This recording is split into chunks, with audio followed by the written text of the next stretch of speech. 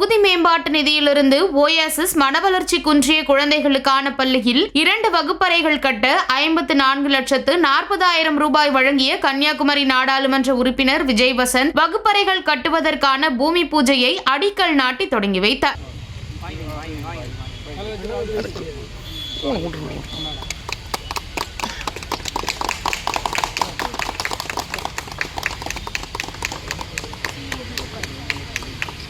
கன்னியாகுமரி நாடாளுமன்ற உறுப்பினர் விஜய் வசந்த் தனது தொகுதி மேம்பாட்டு நிதியிலிருந்து மாவட்ட மக்களுக்கு பல்வேறு திட்டங்களை செய்து வருகிறார். இதன் ஒரு பகுதியாக நாகர்கோவில் செட்டிக்குளம் அரசு தொடக்கப்பள்ளியில் அமைந்துள்ள ஓஎஸ்எஸ் மாற்றுத்திறனாளி மாணவர்களுக்கு 2 வகுப்பறைகள் கட்டுவதற்கு 54,40,000 ஒதுக்கப்பட்டது.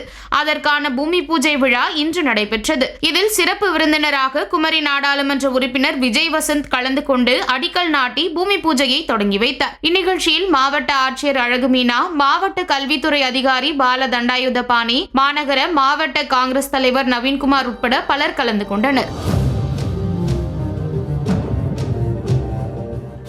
அம்பிகை கணபதி நகர் செட்டிக்குளத்தில் இருக்கிறோம். இந்த கணபதி நகர் செட்டிக்குளத்தில் அரசு தொடக்கப்பள்ளி இதில் வளாகத்தில் ஒயாசிஸ் பள்ளி இருக்குது. அதற்காண்டி எம்பி விஜய் வசந்த் அவர்கள் 54 லட்சத்திற்கு நிதி ஒதுக்கீடு செய்து புது கட்டிடம் ஸ்கூல் அடிக்கல் நாட்டினார்.